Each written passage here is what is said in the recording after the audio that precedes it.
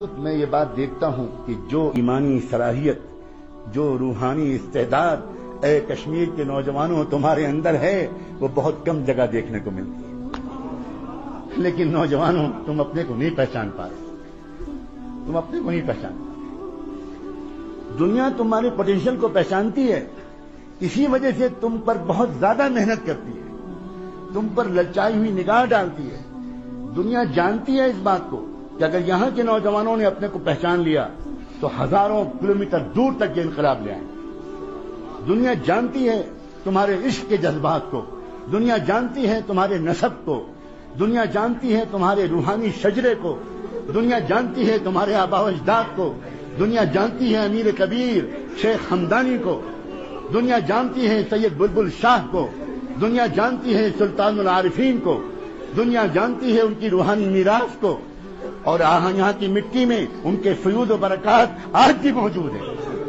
آپ سمجھتے ہو میں تم کو دین سکھانے آتا ہوں؟ اس غلط فہمی سے نکل جاؤ، میں یہاں کی وادی سے گزر کر اپنے ایمان کو تازہ کرنے آتا ہوں۔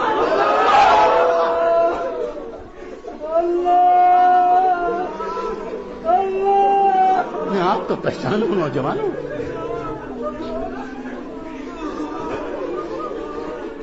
میں تم سے یہ کہوں کہ تم لڑکیوں سے باتیں مت کرو، میں تم سے یہ کہوں کہ تمہاری گرل فرینڈز نہیں ہونی چاہیے، میں تم سے یہ کہوں کہ موبائل سے تم ناجائز باتیں مت کرو، میں تم سے یہ کہوں کہ انٹرنیٹ پر ننگی تصویروں کو مت دیکھا کرو۔ اگر میں یہ کہوں تو میری زبان کو پکڑ لینے کا تم کو حق ہے۔ تم کہنا کہ حضرت آپ کہاں بات کر رہے ہیں؟ آپ ایودھیا اور کاشی اور متھرا میں بات کر رہے ہیں یا آپ وادی مقدس میں بات کر رہے ہیں؟ آپ کہاں بات کر رہے ہیں؟ اگر میں تم سے یہ کہوں تو یہ بالکل ایسے ہی ہوگا جیسے میں کسی شہزادے اور کسی کراؤن پرنس اور کسی ولی عہد کے پاس بٹھا دیا جاؤں اور مجھ سے کہا جائے کہ یہ ولی عہد ہیں اور اس سلطنت کا مستقبل ان کے ہاتھ میں ہے اور آپ کو 5 منٹ کا وقت دیا جاتا ہے، آپ اس شہزادے کو کچھ نصیحت کر دیں، تو بتاؤ نوجوانوں، میں اس شہزادے کو کیا نصیحت کروں گا؟ میں یہ کہوں گا کہ محل کی بھنگن سے عشق مت کرنا، میں یہ کہوں گا؟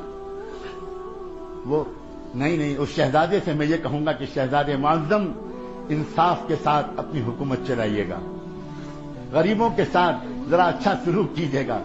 بہت دن ہو گئے آپ کے علاقے کے غریبوں کو کوئی محبت بھرا رہنما نہیں ملا، میں ان سے یہ کہوں گا۔ اسی طرح میں تم شہزادوں سے، تم نوجوانوں سے یہ نہیں کہنے آیا ہوں کہ تم گندی فلمیں مت دیکھا کرو، میں یہ نہیں کہنے آیا ہوں کہ تم اپنی جوانی کو بے داغ رکھنا، میں تم سے یہ کہنے آیا ہوں اس ڈوبتی ہوئی انسانیت کو تمہارے سوا کون بچانے والا ہے؟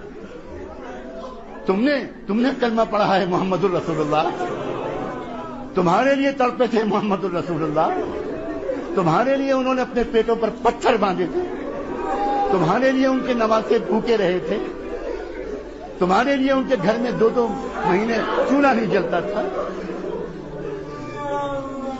تم ان پر درود شریف پڑھتے ہو، تم مکے مدینے جانے کے لیے بے چین رہتے ہو، تم اور فلمیں، تم اور میوزک، تم اور گندے گانے۔ نہیں، مجھے آپ سے یہ کہنے کا کوئی حق نہیں۔ ہاں، اگر کسی عزیز نوجوان سے، عزیز میرے بھتیجے سے، میرے جگر کے ٹکڑے سے کبھی کوئی گناہ ہو گیا ہو، ابھی معافی مانگ لو، ابھی میں وعدہ کرتا ہوں اللہ معاف کر دے۔ بہت کریم ہے اللہ، اللہ انتظار میں بیٹھے ہیں، کہاں ہیں وہ میرے بندے جو مجھ سے معافی مانگے؟ کہاں ہیں وہ نوجوان؟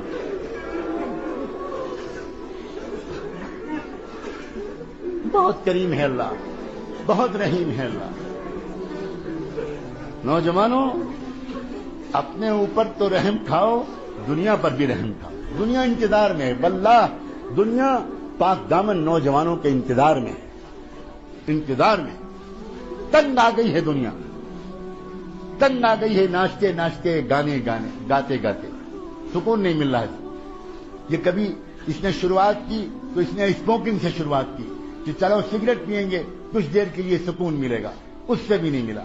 تو اس نے سگار نکالا، چلو سگار پیئیں گے، وہ ذرا دیر تک چلے گا، اس سے سکون ملے گا، اس سے بھی کام نہیں چلا۔ چلو پھر کچھ شراب پیئیں گے، کچھ ڈرنکنگ کریں گے، تھوڑی دیر کے لیے سکون ملے گا، وہ بھی خوب پی کے دیکھ لی، اس سے بھی سکون نہیں ملا۔ اس نے پھر ڈرگس کا تجربہ کیا کہ لاؤ ڈرگس کی طرف جائیں، شاید اس سے کچھ سکون ملے، لیکن سکون ان چیزوں میں نہیں ہے نوجوانوں۔ سکون تو تقوی میں ہے، سکون تو پاک دامنی میں ہے، سکون گناہ کرنے میں نہیں ہے، سکون گناہوں سے اپنے کو روک لینے۔ عجیب بات ہے یہ ذرا سی بات اگر سمجھ میں آ جائے نا تو پوری زندگی کا رخ ٹھیک ہو جائے۔